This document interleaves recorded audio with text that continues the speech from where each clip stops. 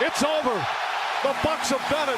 The long wait has ended. After a half century, the Milwaukee Bucks are NBA champions once again.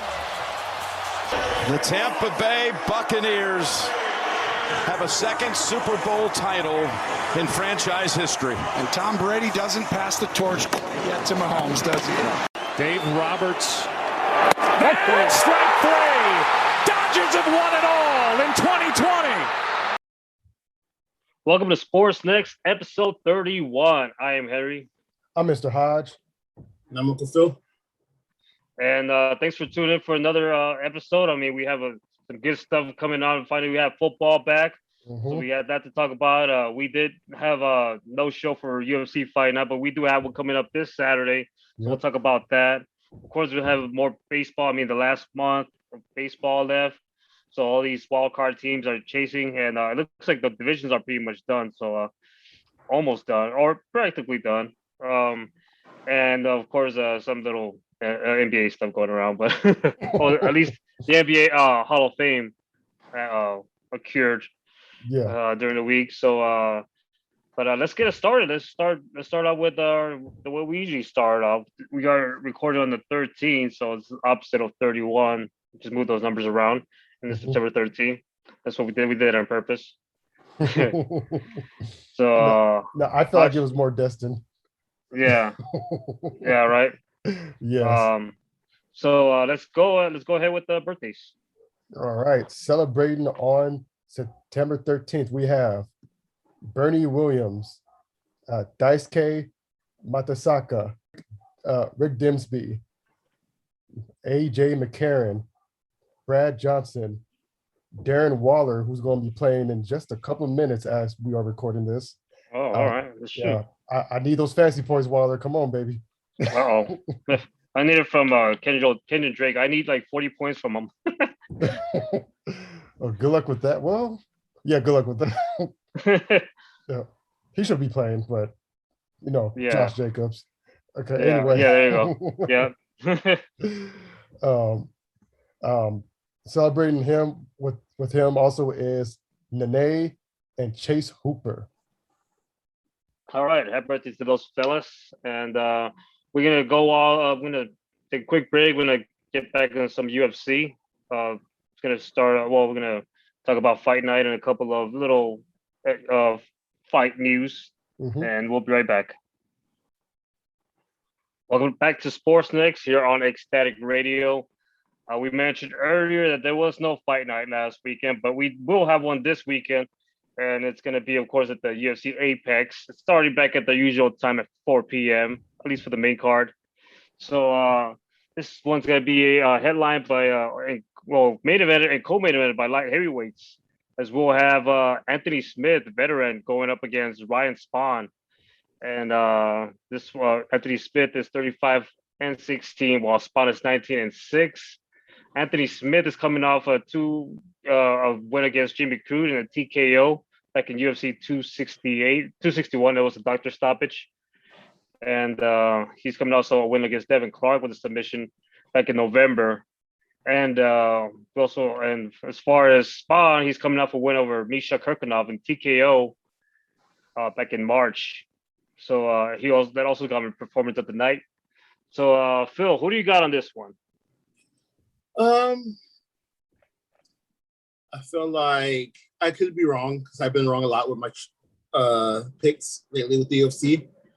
But I feel like the fact that, I understand that Ryan Spawn is has 4 wins out of his last 5 fights, and he does have a win against Lil Nog like a few years ago, or I think last year, or within the last few years. And he has hype coming off of the Contender Series, so he could say that, I'm still fresh when it comes to the big stage. So he still has something to look forward to. But I kind of feel like the fact that Anthony Smith has been doing it on the big stage for a while, with fights, even though he lost against John Jones, and he did have fights against Gustafsson, which was also a loss. But I feel like the fact that he already knows how it is to fight the bigger names I feel like Smith would be able to take this fight personally. Okay. All right. Interesting. Hodge, what about you? This is difficult one for me to predict. I don't know which way to turn, so this is going to be one of my intelligent guesses. Mhm. Yeah, okay. I'm gonna go with Anthony Smith on this one. Okay. You know what? Just because of that, I'm gonna go with Ryan Spawn. I think it's his time. I think he's just gonna be his breakout, and I don't know. I just think this is gonna be him. Just because you guys are going for him, I'm gonna go with the other guy. It didn't work out last time when I picked we'll talk about it later in football when I picked who was that? When I picked the Colts over the Seahawks. Mhm. Gotta have you on, huh? Yeah. Well, I'll talk about that later. We'll talk about that later. All right. All right, so we have that one, and then the other light heavyweight will be Ian Kutaleba against Devin Clark. Kutaleba 15-6-1, no contest. Devin Clark 12-5. Phil, your thoughts about this fight? The only fighter in this fight I have a fresh memory is Devin Clark. Okay. So I guess I'm a little bit biased, and I'll say that he'll win since he's more fresh in my mind. Okay. He's coming off a loss to Anthony Smith back in November. So, and it's vicious triangle choke. So it looks like he'll probably want some redemption after that. He's also lost to Ryan Spawn. As far as Ian Kutaleba, let's take him off. Ian Kutaleba. There you go. He's coming off a draw against Dustin Jacoby, and before that, he has 2 losses in a row against Magomedov and Kalayev. So you can tell he's looking for a win at some point. But yeah, that's going to be the co-main event. We also have lightweights Nicolas Mota, who was originally supposed to fight the veteran Jim Miller, and he had to pull it out because of COVID. Damn, COVID. Yeah, COVID got to us again. Yeah. And if COVID ain't over, people. Yeah. And the one who's stepping up is also Mota still fighting. He'll just have to fight Cameron Van Camp. Yeah, I don't know. For in the lightweight division. Mota is 12-3, also makes his UFC debut after winning a contract Dana White's Contender Series last November with a unanimous decision win over Joseph Lowry. He has won 3 straight in his 5 of his past 6, including a vacant lightweight title win at Cage Fury Fighting Championship 79. Van Camp after Saturday's event on a 4-fight win streak, competing for 4 different promotions. He has finished his past 3 opponents with submissions in under 90 seconds in his past 2 outings. Oh, so it's going to be a good 2 youngsters going at it. Instead of one youngster going against a veteran, it's going to be 2 youngsters going to go at it. And Sounds another fight exciting. we have, in the women's flyweight division, Ariana Lipsky against Mandy Baum. Lipsky 13-7 against Mandy Baum, who's 7-0 with a no contest. Lightweights, Armin Sarukian against Christos Giagas. And then we have middleweights, I think he won knockout of the year, Mr. Knockout of the Year last year, Joaquin Buckley will fade Antonio Arroyo in the middleweight division. So it's going to be exciting to see how he'll be able to do it this time. But Buckley is either hit or miss. He got you that good KO, but I believe he got KO'd last time. Really bad. I feel like with him, even though he is entertaining, he seems like every time he has a semi-big fight, at least he loses. Like when he fought Kevin Holland kind of, he killed him pretty scarily. Mm-hmm. So it's like, he not necessarily choke, but really, will he be able to say that, I can knock anybody else again by getting a performance of the night, like he has 2 times in a row, or would he choke again? Yeah. Last time he got KO'd in the head kick by Alicio Di Chirico. So that was back in January. So I mean, it looks like his last 6 fights were ended in KO either by win or by losses. He's 4-2 in those KOs, so that's good news for him. But yeah, it's whatever you get out of him. Yeah.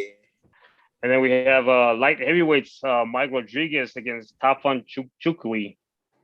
Women's bantamweights Penny Kiansat against Raquel Pennington. Bantamweights Nathan Menez versus Tom Gravely. Lightweights Dakota Bush against Zhu Rong. Bantamweights Montel Jackson against JP Bias. Women flyweights Erin Blanchfield against Zara Alpar. Welterweights Impa Kazagana against Carlston Harris. Bantamweights Gustavo Lopez against Haley Telling. And finally, women's flyweights Emily Whitmire against Hannah Goldie. So full fight card so far. I mean, we'll see when we get there when they do the weigh-ins and everything, and the testing and everything. The more testing they do, I don't know what else could be there, or hopefully no injuries. But it looks like a full fight card, so it should be fun this Saturday. Yeah, I'm looking forward to it. All right, yeah, finally got it back. Man, this week is packed with UFCs now and football. Still got the baseball, like I said, wild card race. Yep. But even though we didn't have UFC last weekend, we did have was it boxing last weekend? Yes. Okay, it was last weekend. It was Phil's boy right now. He had to fight Anderson Silva had to fight Tito Ortiz, and Silva stuns Tito Ortiz with a wild first round KO. But was it really stunning? Was anybody really expecting Tito Ortiz, who has not been known for his boxing at all, who his last celebrity fight was against somebody who people make jabs that doesn't have or hasn't had the chin for a while, against what's his name, Chuck Liddell. It's like, is it really shocking that somebody who beat a legit boxer in his last fight beat Ortiz so easily? And the thing that gets me upset is like I said, it's like somebody who's known just for his wrestling and a person who has lost for not having a chin loses to a person who starts off as a striker. Like, shut up. Right. Yeah. Was this the same card with Vito Belfort? Yes, versus it was supposed to be Oscar De La Hoya, but I guess, which I personally think would have been a better fight because even though Holyfield is a legend, I'm not knocking him for his legacy, but kind of feel like he's a little bit up there in age and he hasn't looked real healthy. He always had somebody like with him to like tell him where to go, kind of like I wouldn't say handler because that's kind of has some racial implications, but some sort of person just to guide them. So it's kind of like, I'm not really surprised. Right. But yeah. All right. Hopefully it would be a fight Belfort versus Oscar De La Hoya, because I feel like that would be real interesting with semi-healthy looking De La Hoya, who may have fought like a while back, but at least he looks healthy enough to actually put on a show against Belfort. Right, and he dropped because of COVID also, right? Yeah. Okay. Yeah, so hopefully they can reschedule that fight. That'd be good. And we also had another Phil's guy right here, Conor McGregor. Yes, don't say that. He's not my guy. You are so horrible at accusing people of friendships and partnerships. Well, he made headlines by getting in a little beef with Hodges' boy, Machine Gun Kelly. Oh, see, there you go. I would never associate myself with MGK. Anybody that's stupid enough to challenge Eminem is not associated with me. Well, apparently what happened, I guess, it's happened, I believe, in the MTV Video Music Awards. McGregor apparently approached MGK at the award ceremony at Barclays Center, Brooklyn, just for a photograph. He was apparently denied, which sparked the ire of the. It's just funny. Are you gonna deny McGregor a photo? And you're MGK. And you're MGK. Like, who are you? I mean, no. At this moment, at least MGK has fans, and at least he's doing well in his respective field of music. And I feel like he knows that Conor McGregor is just doing it for clout like his name out there. So he's like, oh no, I'm good. I don't want to get a picture with you. And just proves that he's doing it for all the hype, because the fact that he got mad and wants to fight somebody who's not even a fighter in public at the VMAs just shows that Conor is just trying to do for like, just to keep his name out there. It's like, sit down, go relax, go drink your whiskey. Just stop trying to keep your name out there. Nobody cares about you anymore. I think McGregor right now, he just needs to get his anger management on check. I mean, I think that's what it is too. He's just so mad. I mean, anytime he's in a, I mean, I was like Phil said, maybe he's just doing it to be up there like on TV and everything, but he just seems that every little thing that we talk about is because Conor McGregor got mad at something. Yeah. he has some really deep anger issues. Yeah. The fact that his prior things, like him punching an old man for denying his offer for his whiskey, like a whiskey shot, and him having beef like with women, is kind of right. It's kind of, I kind of feel like it's time for him to actually do something, like get actual help. And the fact that probably Dana White won't do anything because he's still going to make a lot of money off of McGregor kind of pisses me off because he keeps getting these passes. Yeah, like McGregor is probably just the best. Like either like get help or like maybe just stay quiet for a bit. Just isolate yourself for a little bit. And but that's not Conor. You can't Conor do that.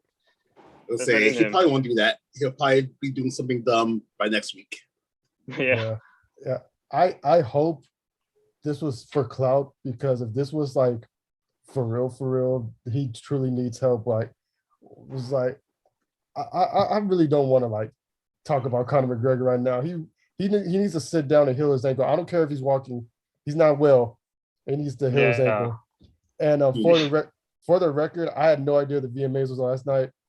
That tends to happen. Oh, freaking McGregor! I didn't even know MTV was still playing music. They don't. All right, it's turning to MTV bashing. Okay, let's get to what's important. Screw McGregor. Back to important stuff. Yeah, let's pull off a page out of McGregor's book and talk crap about him so that we can get more listeners and more views and more clicks. Well, in that case, that'll be like we said, it's gonna be fight night this weekend. So take your anger and everything all up on that fight night, get hyped up and everything. Right now we'll be right back with some baseball talk. So we'll be right back. Man, there's something that's going on here still with the Giants. I mean, they just keep on winning against easy teams, but okay, they'll take it. They are now 9-1 in their last 10. They're still in the top spot in the National League West. The Dodgers are 2.5 games behind. They're 6-4 in the last 10, but they just came off a sweep against the Padres.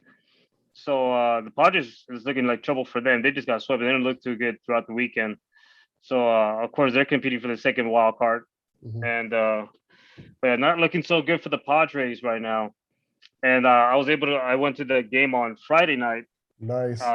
It was Urias pitching, and again, the Padres hitting wasn't there. Tatis didn't look good as a hitter at all. He did have a good defensive play out there that kind of like quieted us up for a bit. He robbed a home run. Then the next time he robbed the Max Muncy off a home run, but the next time the Max Muncy came up, he crushed one. So I guess that didn't matter too much. So yeah, like I said, the Padres aren't looking too good at all. So too bad for those San Diego people. Yeah. Their only team that they root for now.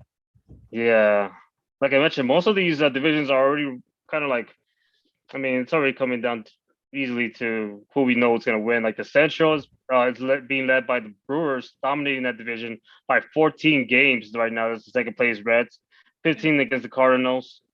And the NL East is probably the closest one other than the National League West, and that's the Braves leading that by 4.5 against the Phillies, second place Phillies, and then 5 against the Mets, who are trying to roar back into this division race, or at least the wild card. Over the American League, for sure, looks like it's almost just about finished. We have the Rays leading that division by 9 games, against the Toronto. The Toronto Blue Jays just squeezing through to second place, so that's pretty surprising right there. They were down like I believe fourth place. That moved the Red Sox down to third place and the Yankees down to fourth place. So the Yankees are 2-8 in their last 10, and Blue Jays are 9-1 in their last 10. So yeah, it's not looking so good for the Yankees themselves, but they're still not that far ahead, behind from the second wild card. Over the American League Central, we have the White Sox leading that by 12 games against the second place Cleveland Indians, soon to be Cleveland Warriors. And the American League West, we have the Astros leading that division by 6.5 against the Mariners and the A's. So that one also looks like it's going down for the Astros. But let's look at the wild card right now. We have the wild card in the American League, right? As we mentioned, I guess it's the Blue Jays right now leading that number 1 seed against the Red Sox. So those are the first 2 seeds, or at least they're the first 2 seeds competing for the number 1 seed, I guess. And there's a third. The Yankees are back by half a game for the second seed. The A's back by 3 games. The Mariners are back by 3 games. So it looks like a 5-team race in the wild card right now for the American League. How does the wild card work again? So the wild card obviously goes to so you have your division leaders, your division champs. There's 3 divisions in the league: the East, the West, and the Central. For instance, right now, the Rays are leading the East, the Astros are leading the West, and the White Sox is the Central. So they're for sure in the playoffs. And then they have to wait for the wild card team. So in the wild card, there's going to be 2 teams that are gonna be making it. And it's gonna go down to the second best records out of those 3, behind those 3 up there, that are division champions. And so those 2 wildcard teams are going to play each other in a 1-game wildcard game. So it's going to be a 1 game. And the first seed gets to host it. So in this case, I guess it's the Boston, my bad, but it was the Boston that has number 1 seed in the wildcard right now. And so the Blue Jays have the second. So it'll be the Red Sox and the Blue Jays competing for the wildcard. And the winner gets to advance. So it's going to be a 1-game playoff. And Boston's is gonna host it because they have the number 1 seed in that wild card, and they're gonna play the number 1 seed of the whole American League, which is right now looking like the Tampa Bay Rays, who are 89 and 54, toward the Astros are 83 and 59. So that's how it kind of works. And it's changed a lot. It changed a lot from before, because before it was just only 1 wild card team. So in this case, it would have just been like the Red Sox would have done it. But I guess baseball wanted to extend the playoffs. Or not just that, extend the playoffs and have more teams be in competition for the wild card. So now that we have the second spot, obviously now we have there's more teams that are in it. But then like you're looking at that last month of the season, most teams are already like, nah, I'm not even gonna get that wild card, so screw it. But now you leave it open for there's potentially more teams that could be competing for it. So that's the way it works right now. Now, as far as the National League is concerned, we have the Giants, unfortunately, at number 1, going up. They have the National League. They have the best record in the National League, and then the Brewers are at second, and the Braves are third as far as division leaders. And in the wild card, of course, the Dodgers are leading it by the number 1 spot. They're probably leading it by we've got to probably go by like 10 games at least, or something, almost 10 games. So it looks like they have that locked in, especially with that sweep against the Padres. Now we have the Reds and the Padres are tied up for that second wild card spot. So it's looking like it's up to them right now. Padres again are looking real bad, and the Reds coming in, squeezing in. But the Reds have a 2-game losing streak, while the Padres are at 3. So they're rightfully in the fight for the wild card. Then behind them is the Cardinals, who are just a game behind. They have a 2-game winning streak. Then it's the Phillies are 2.5 games behind the Reds and the Padres, and then it's the Mets at 3 games against the Reds and the Padres. So as you see, as I mentioned earlier, there's a lot more teams. In this case, there's at least 4+ teams that are competing for the playoff spot. So, and that's what I guess it was meant to do, that extra wild card spot. So it makes for more entertaining September baseball. And as far as some games right now, some key games, the Yankees went against the Twins 6-5. Not many games up for a Monday. The Cardinals are up 3-0 against the Mets. This is a must win for the Mets if they want to continue going up in that wild card. And later on, it's going to be the Giants and the Padres. That's going to be a good series right there. Dodgers are hoping for the Padres to know. We want to be Padres fans all of a sudden. And the Padres are going to be Diamondbacks fans because the Dodgers are playing the Diamondbacks. And then later on, we have the Red Sox and the Mariners. So those are the key games going on right now. And some big major things happened over the weekend. We talked about the Dodgers, completely dominating the Padres this weekend. And one of the big, it was with an exclamation mark with Max Scherzer, the big, trade deadline acquisition for the Dodgers. This guy is just, he's a beast. He's definitely going to be one of the best right-handed pitchers of this generation right now. And he's looking like it. He proved that he's 37 and the man is still going to get done. He almost pitched a perfect game last Sunday or just yesterday. And I believe it was broken up in the 8th inning. But on top of that, he pitched what it's a really rare thing in baseball. Well, it's getting more normal now, but still pretty interesting accomplishment. It's called an immaculate inning, meaning 3 strikeouts on 9 pitches. So pretty much that's the maximum amount of strikes you could throw without delivering a ball to strike out the side in order. So he did that, saying that while immaculate inning isn't nearly as rare as it once was, there were none from 1929 to 52, and 8 alone in 2017. Any pitcher who can plow through a big league lineup on 9 straight strikes deserves a special place in the record book. Last time, the last Dodger who did it was Kenley Jansen, but he didn't even know what that was. Because I've been pitching 7 or 8 years, and I just didn't know what an immaculate inning is. Dodgers closer Kenley Jansen set up the tossing one in 2017, but now I know, and it's awesome. So, yeah, the last one before that was in August of this year. Then, like I said, it's now a little bit more. It's a little bit more common now, but it's still a good feature. Chad Green of the Yankees did it back in July. Michael King of the Yankees did it back in July. So, but I mean, he almost pitched a perfect game, and he's making a bigger case for Cy Young. Right now, the Dodgers have 3 guys in that starting rotation who can win the Cy Young, and that's headlined by Walker Buehler, who has probably one of the best ERAs in the league. Then it's Max Scherzer, who's also getting his ERA up there by every start he makes. And then Julio Urias, who I think he leads all of baseball with wins. So, that Dodgers rotation, they're just, for some reason, with that bit awesome of a lineup, they still can't get past the Giants right now. Yeah, but it's bound to happen. It's bound to happen. So you're just holding on to this belief that the Giants aren't that great. Yeah, well, it's not just it's facts. It's facts. Okay, they're still on top of the NL West, right? Yeah, but we get to the playoffs and then it's not gonna matter anything. The Dodgers are gonna throw in, like I mentioned, they're gonna throw in the 3 best pitchers in baseball. Yeah. So, but it's gonna be a good full season. You put the Dodgers and the Giants in the playoffs. I don't think that's been done in a while. Mm-hmm. So that's gonna be awesome for baseball. Yeah. I was like, you're very confident. Yeah. Well, yeah. It's easy to be confident against the Giants in the playoffs. Yeah. Well, let's hope that comes into fruition. Yeah. Sorry, Giants fans, but not sorry. No, you need to apologize to your rival. Yeah.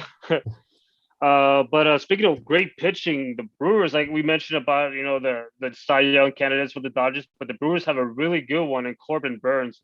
And his last start, he just made that case even better with almost pitching. Well, he pitched a no-hitter through 8 innings, though. He wasn't able to complete it.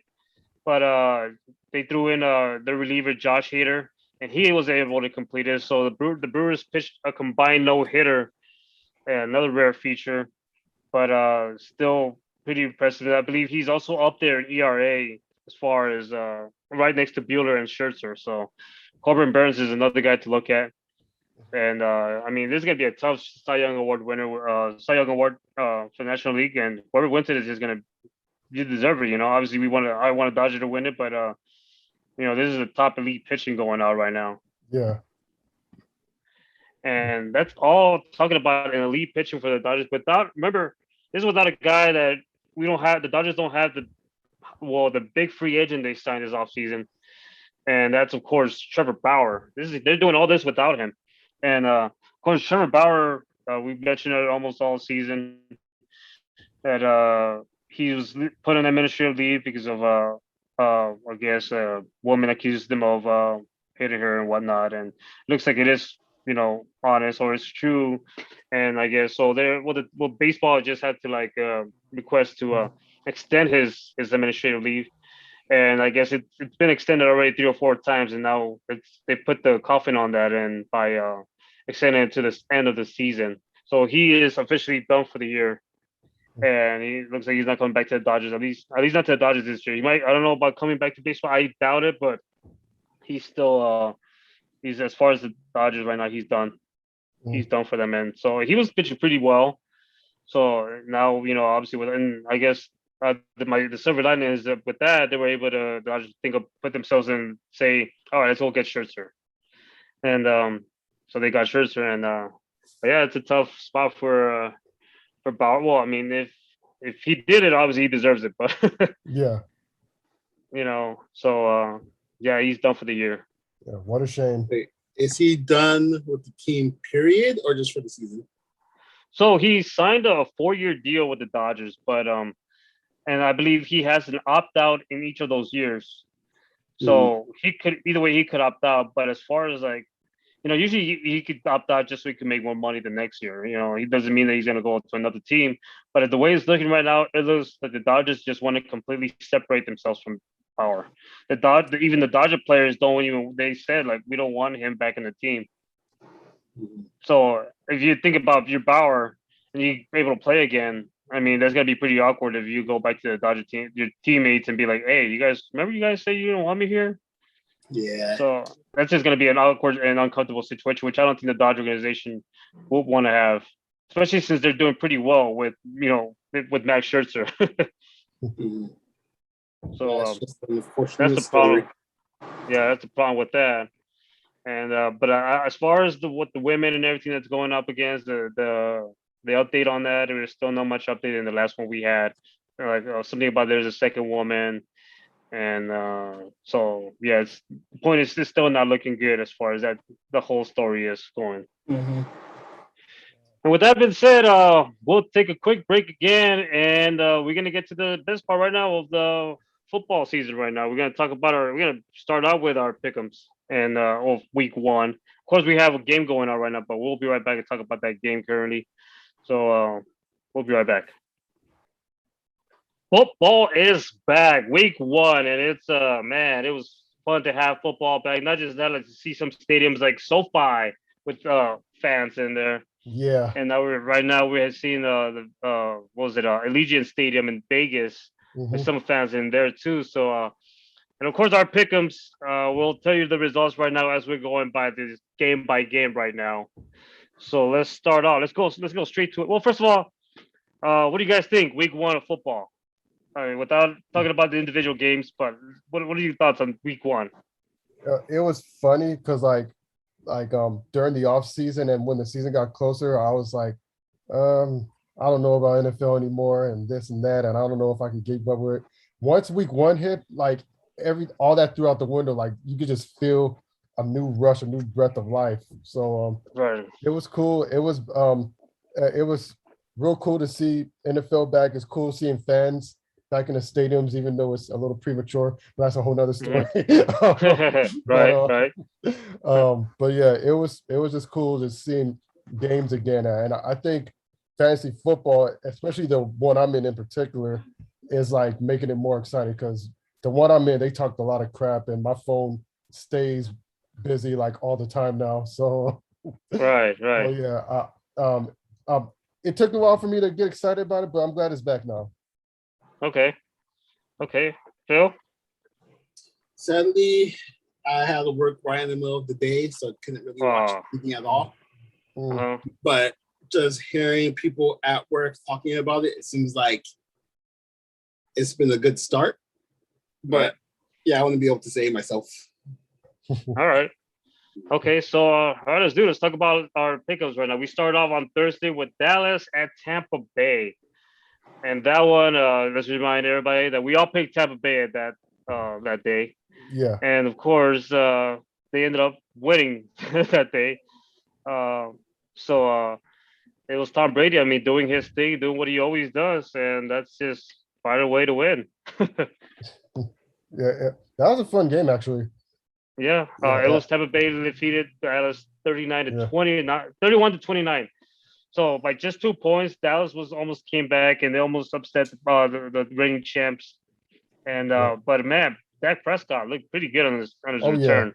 Yeah. He actually shut me up last season. I just didn't want to admit it, but yeah, Dak is the real deal.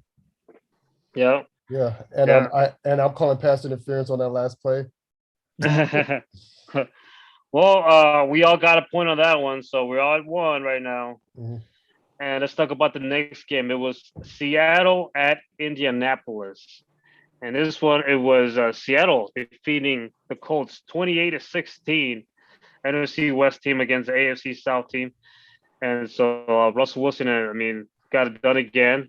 And on that one, you guys said Seattle. I had to say Colts, of course. Yeah. And so now it's just both of you guys with points on that. And I Okay. don't get any points. Okay. Next, we got Jacksonville at Houston. How about that one? I mean, we all really just said Trevor Lawrence. You know what it was? We really are just. What was that? Like what it was we put too much trust. Well, it wasn't that we put too much trust in Trevor Lawrence. We just saw the chaoticness going on in Houston. And so so when we looked at that, we was just like, yeah, they're too distracted. But what were we thinking? We knew better than to put our trust in a rookie. Yeah. That's true. But I mean, like you said, I mean, this wasn't just like, Houston scored 37 points. It wasn't just like, oh, we barely got the win, whatever. They went all out on that rookie. And Yeah. well, let's look at some of his stats. Well, although he didn't, I mean, other than his 3 interceptions, he did pretty decent. He had 332 yards with 3 touchdowns himself. So I mean, he did. I mean, it's like rookies. I mean, that's what happens. Sometimes they don't always rarely have a great, first game, especially Yeah. to open the season as a starter. Yeah. We saw a lot of other rookies and other quarterbacks and other teams that just came in for a play and then they went back down and then they came back in every so on. But this guy played it all. So still, I mean, even with 3 interceptions, hats off to Trevor Lawrence for taking that challenge. Yeah. Definitely. And in that case, like I said, we all said Jacksonville, and none of us got points off of that. Next is the Eagles at the Falcons. That's another big one right there. So we had the Eagles and the Falcons. Where are they at? What was the score on that? I'm looking for the score real quick. That was, what was that? Sorry, 32 to 6. 32 to 6. Yep. Against Atlanta. And that's Jalen Hurts doing his thing over there. He impressed everybody right there. And not just that, they also have a rookie head coach. Yeah. Yep. And the rookie wideout, Devontae Smith. Yeah. And so in this case, Phil's the only one who said the Eagles Yep. on this one. He believed in Jalen Hurts. He did. Actually, we said Falcons. Never again. Yeah. Damn you, Georgia. They really haven't been the same since that Super Bowl. Yeah. Next, we had Chargers at the Washington football team. Oh. And this one we had what was the score on this one? I have to put the score on the. Yeah, I have to put the score on this. Yeah, it was 2016 Chargers. 2016 Chargers. So it was a pretty close game. Yeah. But we all said Chargers in this one. Yeah. So right now, Phil's on a roll right now. The only one he's got wrong was the same one that we all got wrong. Yeah, So Phil's getting the job done. This was a fun game. I enjoyed this one. Yeah. Next one is Pittsburgh at Buffalo. And this one, how about this one too? Well, I don't know. Like you were talking about, it wasn't really an upset, but as far as Hodge, you and I are concerned, this was because we both said Buffalo on this one. Yeah. And it ended up not going that way at all. Yeah. Shout out to the Steelers defense for hooking me up with those fantasy points. Yep. And the final score was 23-16 on that one. So Gotta wonder what happened there with Buffalo, or like you said, it was the Pittsburgh defense Yeah, that got it done. pretty much. It was the Pittsburgh defense that got it done, and the offense just start following along.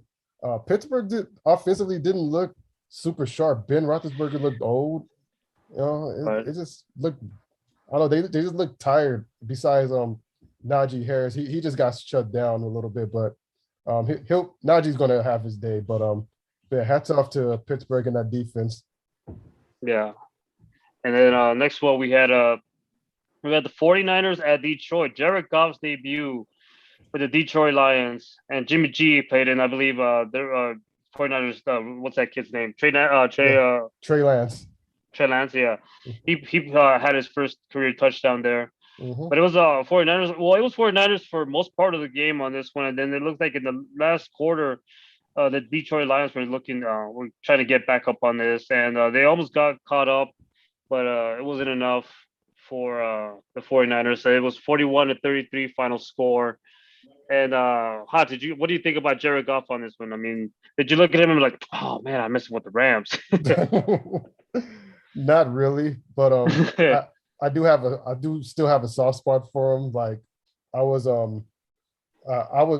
the game. I was like, oh, typical Jared Goff. He's throwing the game away and blah blah blah. And that last quarter, I got super hyped up because I was like hoping he'd come back for them. And not only that, it would have been great to see the Niners lose. Right. Yeah, because at that point, Deebo Samuel already gave me a ton of fantasy points at that point. So I'm like, I don't care anymore. So y'all need to lose. But yeah, I was pulling for Jared. He pulled it together. Hopefully he builds upon this. And hopefully the Lions go ahead and move forward. But the end result is Niners beat Detroit. Yep. And then and we also have 49ers on this one. And then the next one we have, which by the way, we also have some injury news. I believe we missed some of them that we were supposed to talk about, or some stuff that I guess the Eagles signed tackle Jordan Malaita to a 4-year, $64 million contract extension. I just want to bring that up. Yeah. And the Lions plays Taylor Decker on the injured reserve following finger surgery. So they just quick heads up on that. And let's keep going with the Minnesota at Cincinnati. Minnesota Vikings against Cincinnati Bengals in this one. And the game went to the Bengals. The Bengals pulled this one off with the final score 27-24. Yeah. And OT. Yeah, I was about to say that was an overtime win. Yeah. So congratulations to the Bengals. Yeah. Joe Burrow looked really good and coming off the ACL injury last season. Mm-hmm. Yeah, he looked pretty sharp. Well, hats off to him. Unfortunately, we all said Minnesota Vikings on this one, so none of us got points in this one. Which, by the way, Phil was doing pretty well. He was on a 4-game winning streak with the Eagles, the Chargers, the Steelers, and the 49ers. But except now we lost this one. Yeah. And now next one, the New York Jets against Carolina Panthers. By the way, did you guys watch that little intro on the Panthers Stadium? Yeah. Oh yeah, that was awesome. That was pretty sick. I gotta admit, that was pretty cool. Yeah. And again, Sam Darnold played a sort of a revenge game against his former team, and he became victorious on this one. Yeah. Carolina Panthers were able to defeat the New York Jets on this one. 19-14. Yeah, 19-14.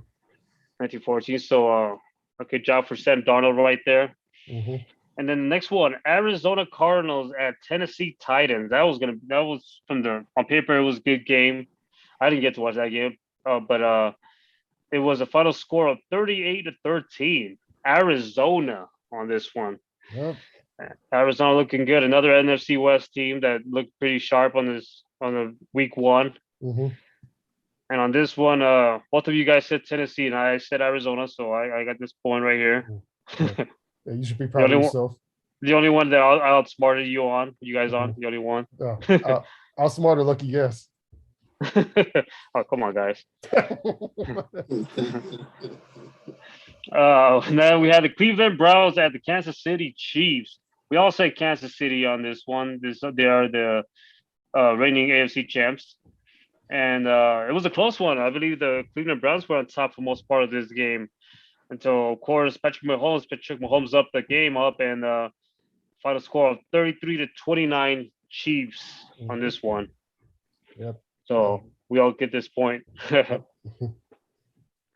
And the next one we had Miami Dolphins and the New England Patriots.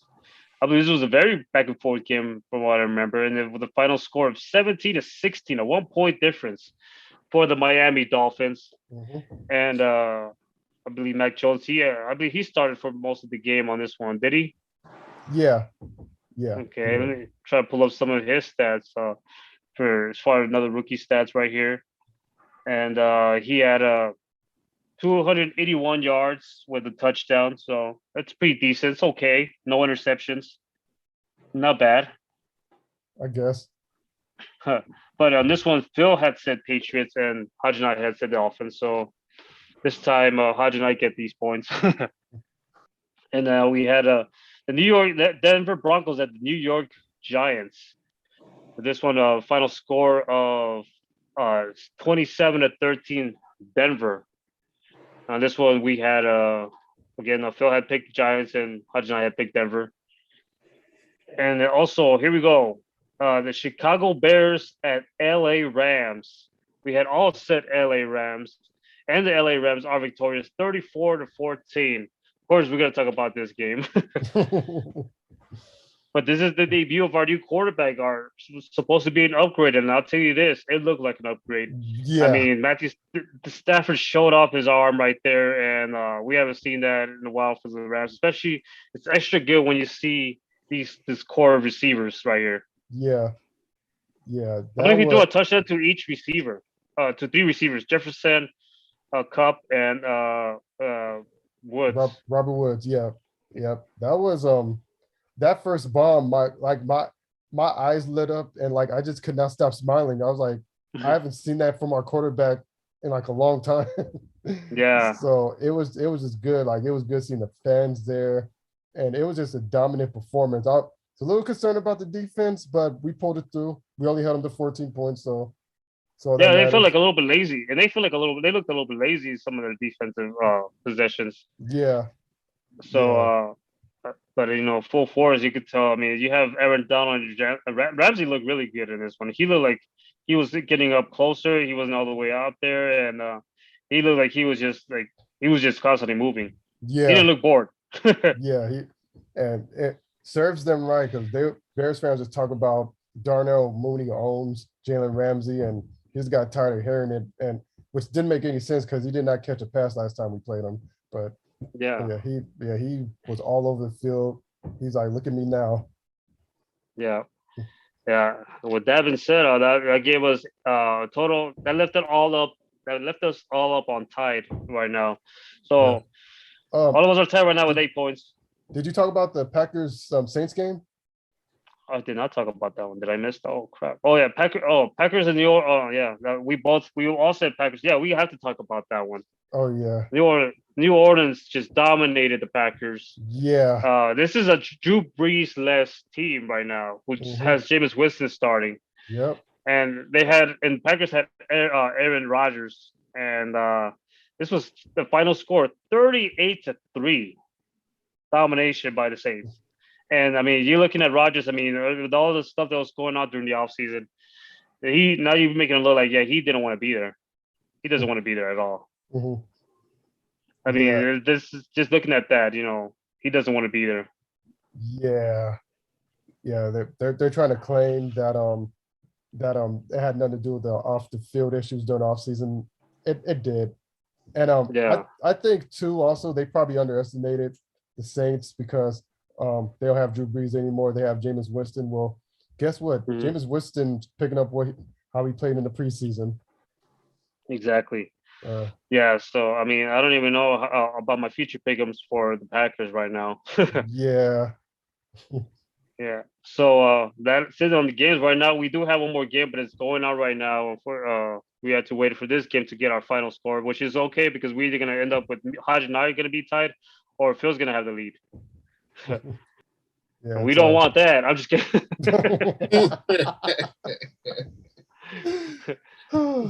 Yeah, it's the Ravens and the Raiders. The Ravens are up 14-7. I believe It's at the 2-minute warning at the time of this recording. So yeah. Okay. Yeah, it's gonna fall down to what's gonna happen. But let's talk about some other stuff that happened during some of the games. I guess it was the Browns and the Chiefs. And Cleveland Browns center and NFLPA president J.C. Treader calls for discipline against Kansas City Chiefs. So apparently this was a little. Hodge, do you know more about exactly what happened here? Apparently, from what I'm hearing, the Chiefs center got into a little like shoving incident with one of the assistant coaches at with the Chiefs, and they pulled him from the game immediately. But now the Cleveland center is asking for the Chiefs assistant coach to be punished as well, since he played a role in it. So pretty odd sequence, you know? Yeah. Huh. Okay. Now you don't see a lot of coaches going against the other team's players or anything like that. Yeah. Yeah. So as we heard last week, the Patriots released Cam Newton, and I believe he released some. He finally talked to the media, I believe, about him being let go by the Patriots. I guess he said something a lot that that's let him go because of the way he is. I guess like he says, "This is my aura. That's my gift and my curse." When you bring a Cam Newton to your facility, when you bring a Cam Newton to your franchise, people are interested by mere fact of who he is. Why does he wear his hair? Why does he talk? Why does he act? Why does he perform? All these questions. So he feels like he's a distraction to the new quarterback, rookie quarterback Mac Jones, I guess. What do you think about that, Hodge? Yeah. I actually watched this entire interview 2 days ago. He was talking to his dad, and they talked about a whole bunch of issues about how it went down, how he felt about it, and he said that's pretty much what he said. Like he said, he felt like he got cut indirectly because they knew he would be a distraction. That's how he felt, and he said that day when he walked up to the facility, it was just an awkward moment. Everybody, I don't know who all was in the office, but everybody was just looking like they was looking kind of like very uncomfortable about because everybody knew what was going to happen and they knew how awkward it would be. So so that was what happened, and he addressed the whole COVID test thing. He said that the Patriots gave him permission to get a second opinion on his COVID test, and so that part still makes me feel uncomfortable. Yeah, you still think there's a little bit of conspiracy going around there. Yeah. So yeah, they talked about a whole bunch of stuff. If you have enough patience to watch it, it's about 43 minutes. If you have enough patience to watch it, it's a good little like conversation you have with his dad. But yeah, that's pretty much what it was. Like Cam, he cannot be a backup. He has to be a starter. And he did say that he wouldn't have mind being Mac Jones' backup if they gave him that opportunity. But like again, he felt like that it would be too much of a distraction for him to just be a backup, because there will be storylines everywhere. And so so yeah, but yeah, he addressed everything. And all right. Yeah. Okay. Well, to wrap up week one, we what I've decided to do also this year or this season is do our A+ player of the week, and our F player of the week. Okay. So I'm gonna start off first, so you guys will see what I mean. I kind of introduced these to the guys late, but so I've had my thoughts already, and for my I'm gonna start with my A+ player of the week, and I'm gonna give it to Saints quarterback Jameis Winston.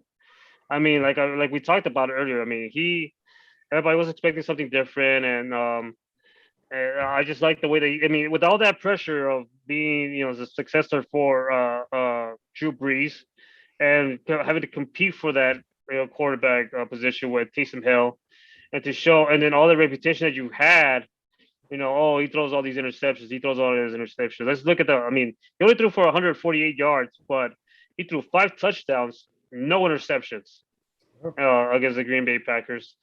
So that to me was pretty impressive. He looked calm. He looked like he knew what he was doing. He didn't look scared. And that impressed me this week about him. I mean, I could give some quick shout outs like guys like Dak Prescott, even though he took the loss, but I mean, he looked really good on that one. But I mean, I have to give the A plus player of the week to Jameis Winston. As far as my player of the week will be also in this game, and it's gonna go to Aaron Rodgers. It has to be Aaron Rodgers. I mean, how can you be Aaron Rodgers and play like that? Yeah.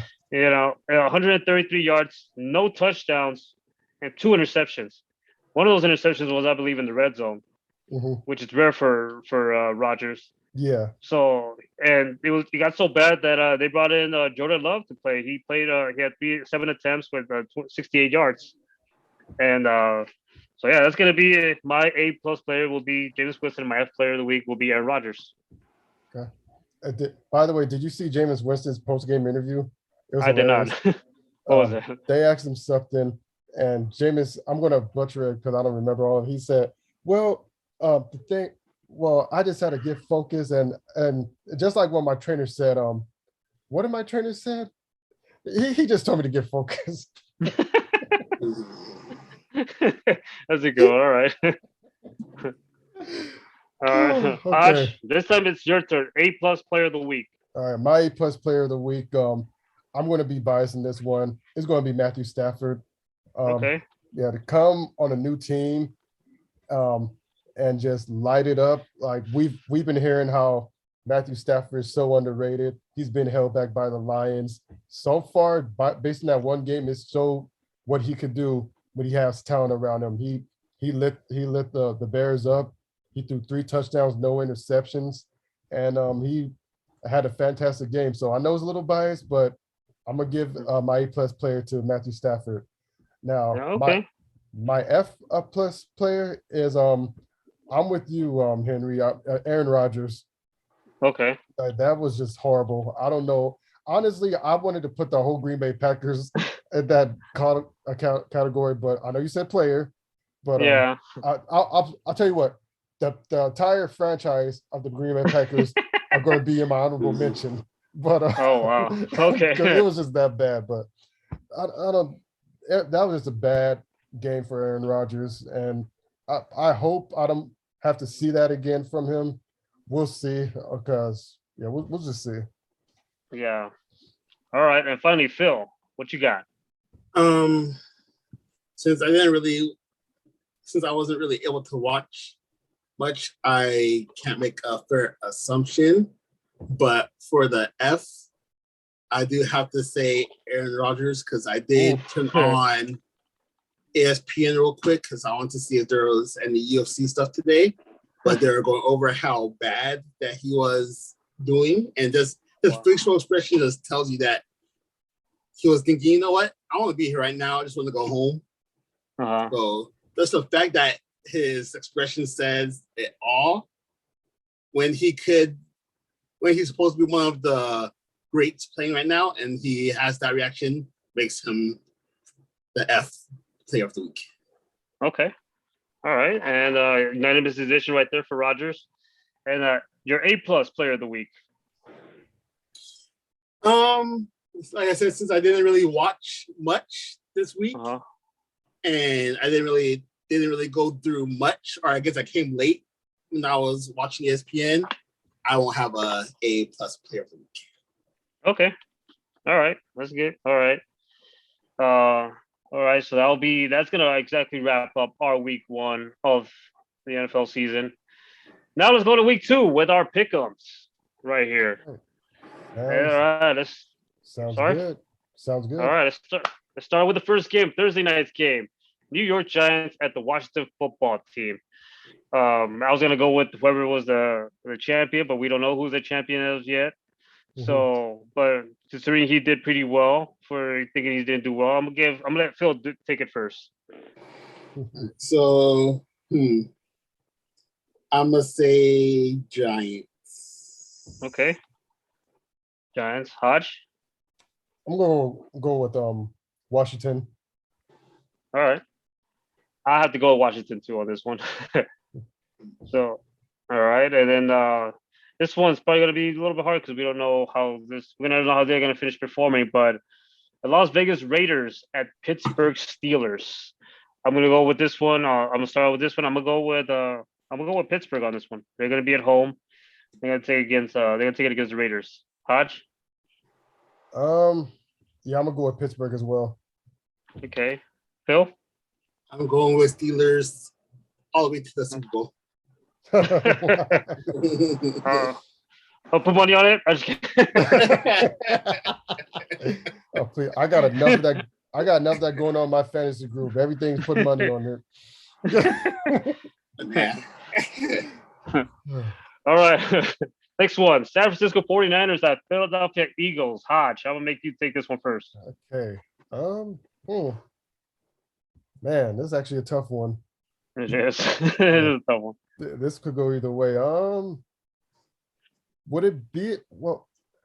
I'm gonna say this because the standards are so high for the Niners. I have to go through all the games first, but if nothing else pops up, this will probably be my upset of the week.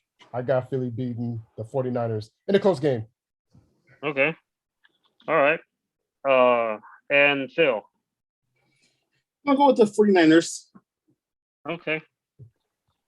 I also have to go with this upset on this one. With the Philadelphia Eagles. I don't know. I like the way Hurts looking pretty impressive. And then from what I hear, 49ers got a lot of players. Some of the few players in the defensive side are hurt. Mm-hmm. So this one, yeah. Oh, and him. So I have to go with the Eagles on this one. Now, Houston at Cleveland. Phil, I'm gonna make you take this one. I say the Texans. Okay. Yeehaw. All right. I'm gonna go with this one. On this one, I'm gonna take. Ooh, this is gonna be tough. I'm about to go with Cleveland on this one. And I got the Browns as well. All right. So it looks like either Phil's gonna have a really good week so far, or a really bad week. We'll see. Yeah. Denver at Jacksonville. This is a tough one now, because actually no, you know what? I'm going Denver. Hodge, take it. I'm gonna go with Denver as well. Okay. Phil? Same. Okay. And Hodge, New Orleans Saints, who looked very dominant in week one, at Carolina Panthers, who didn't look too bad. What do you got? Yeah. I have in a close game, especially since they're NFC South rivals, I got the New Orleans Saints in a close one. Okay. All right. I got the Saints as well. Phil? Just be different. I'll be the Panthers. All right. I like that. You know, he's like you said, he's got an all in or nothing. All or nothing. All right. So the Rams, LA Rams against the Indianapolis Colts. Phil. Since it's an LA team, I'll go with the LA team, which is the Rams. Okay. I got the Rams as well. Hodge. And I also have the Rams. All right. So they made us look good last week. So yeah, we gotta. Buffalo at Miami. This is gonna be another interesting one right here. This one, because you know we have a pool also at work, and then they do it differently over there. They you pick the winner, but they have a spread thing, so you have to pick by how many points they're gonna win. So that gets a little bit tricky, and I'm right here like, this is gonna be the way the Buffalo didn't look too good last week, but Buffalo they could come back for revenge or something. He could be upset, but they're gonna be at Miami. So Miami took that, but I'm gonna go with Buffalo on this one. Huh? Phil. Oh, sorry. Let me get Phil first. Let me get Phil to take this one for a second. The Bills. Okay. Okay. Hmm. And Hodge. I got Buffalo as well. All right. So far we Hodge and I are matching. New England Patriots and New York Jets. Hodge. I got the Patriots. Okay. Phil? The Patriots. Okay. I'll pull off a Phil. I'm gonna go with the Jets on this one. Okay. The Jets with the upset. Okay. All right. Cincinnati Bengals at Chicago Bears. Phil. Bengals, because I feel I'm poking fun at my friend Eugene. If you're listening, I think the Bears are gonna do horrible this year, so I say Bengals. Ooh, Stick it wow. to All right. Hodge, you take this one. him. You know what? I'm gonna pick the Bengals as well. Oh, all right. So, by the way, the Bears are home, and yeah, the way that Dalton looked last week, it didn't look too good, which makes me wonder how many times is he actually going to start in this one, or how many more chances is he going to get? If you be the Bears right now, you just you set Fields for the first one, and you made him play a couple snaps, and you even got him his first touchdown. But especially since like some of those teams in that division also lost, that North division, so you got to take advantage of some, and you got to try to win. You got to shake things up. Yeah. If I'm Bears, I will go with Fields. And I will see him do an impressive game at home. So I'm going with Chicago. Okay. And this one, Atlanta at Tampa Bay Buccaneers. I got to go, of course. One thing I always learn, sometimes you just hard to bet against Brady. So I'm going with Brady on this one. Tampa Bay. Phil. Since they are the champs, I say the Bucks. Okay. Hodge. Go with the Bucks as well. All right. Hodge, we got Minnesota Vikings at Arizona Cardinals. What do you got, Hodge? I got Arizona. Arizona? Yeah, Arizona looked good last week. I got Arizona too. Phil? I say Vikings. Okay. Phil, we got Tennessee Titans at Seattle Seahawks. Seahawks. Okay. Hodge? I got Seattle. Oof. Yeah, I go with Seattle too. Okay, now we got over here Dallas Cowboys at the LA Chargers right here. Oh, this is gonna be I'm going with Dallas. Hodge. I'm gonna have a close game. I'm gonna go with Dallas. Okay. Phil? You gotta go with the LA team. Chargers. All right. Hodge, we got second to last game. Kansas City Chiefs. This is a Sunday night game at Baltimore Ravens. Baltimore Ravens are currently playing right now. I believe they're at halftime. Yeah. I got the Go ahead. Chiefs. Got the Chiefs, okay. Phil? I also love the Chiefs. I got the Chiefs as well.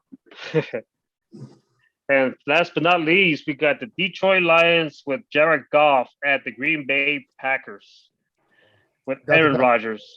Yeah. You got the Packers? I got the Packers. Yeah, you gotta wonder how long is that gonna last with Rodgers. Yeah, I gotta go with the Packers on this one again. Phil? Hopefully he doesn't have that same expression that he did, but I'll go with the Packers. So that's our week 2 pick'ems. We're gonna post it, of course, on our Instagram at Sports Next Show. Again, enjoy this week 2. We're still waiting for week 1 to finish. Like as we mentioned, we're either gonna be either Phil's gonna have the lead or Hodge and I are gonna be tied. And so we'll keep an eye out on that. Of course, so enjoy that week 2, and we'll be right back and talk some basketball.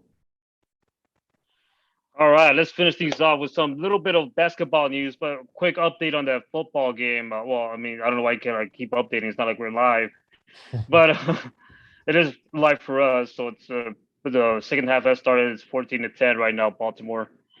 But anyway, so the NBA Hall of Fame happened. The ceremony was, I believe, last weekend, and some of the inductees headlined by Chris Bosh, presented by Ray Allen and Pat Riley. So Chris Bosh, Paul Pierce, presented by Kevin Garnett. Mm-hmm. Bill Russell got inducted as a coach. He was presented by Charles Barkley, Julius Erving, Spencer Haywood, Alonzo Mourning, Bill Walton, and Rick Waltz. Mm-hmm. Ben Wallace, one of my favorite inductees. Yeah. Of course, that great 04 Pistons team, presented by Larry Brown. Chris Webber, presented by Isaiah Thomas. So Jay Wright, presented by Charles Barkley, Bill Cunningham, Herb McGee, and George Reveling. Rick Adelman, presented by Blade Divac and Jack Sigma. So, what do you guys think about these inductees? And I think all of them are well deserved. Each and every last one of them made an imprint in the NBA. A side comment. I know. Let me finish my thought. Then I'll make the side comment. Yeah. I expected the vast majority of these guys to be Hall of Famers eventually. Like Paul Pierce, we all knew he was going. Chris Bosh, yeah, I had a feeling he would go. Ben Wallace, obviously, Chris Webber, So this was a well-deserved reward for these gentlemen. And now to my side note, have you guys seen Ben Wallace? My goodness. Yes. He looks so old now. I'm like, bro. I remember when he was young and cool. He had the afro. Yeah. I'm just saying he looked like such a dad now, Yeah. Yeah. All right. Let's go in with this Lakers. Of course, they continue to make moves, and they'll Marc Gasol to the Grizzlies for draft pick, but Gasol intends to remain in Spain. At least, so he's thinking about retiring from the NBA, and they also got a draft rights from Wang Zhelin. Which I mean, okay. I mean, because they picked up DeAndre Jordan, but it's still like, okay. You're continuing your rant from last year. Not even your rant, like your quiet little rant from last week. You're like, eh. Yeah. Well, yeah. I'm not saying much, but I'm saying a lot. Yeah. You're like, I'm not that impressed. Yeah. Yeah, it's okay, I guess. Anyway. That's me trying to not go all the way full brand. All right, respectable. Fuck the Lakers. Let's move on. All right, let's talk about something fun. Let's talk about something funny and fun. Talk about villains. And Trae Young of the Hawks was, I guess, he took part of WWE SmackDown, and I guess they were at Madison Square Garden. And of course, we lost. Anybody who paid attention to the NBA playoffs last year, Trae Young was a great villain over there. They booed the heck out of him, and for obviously good reasons for Trae Young. You want to get booed if you're the visitor. Yeah. Not as so. I guess he's out there, and I guess he did a SmackDown thing. I'm guessing he teamed up with the heel there or something, and made the fans boo him even more. Yep. It's perfect. It's like Trey Land. I mean, sorry, my goodness, my mind is all over the. I'm doing a few things at once, so yeah, disregard that. I think the fact that we're talking about WWE and SmackDown excited you. Probably because I haven't watched it in a long time, so I'm just like, yeah. But I just like how Trae Young just like embraces being the bad guy. He knows New York can't. He knows New York can't stand him, and so he just wants to rub it in the face a lot more.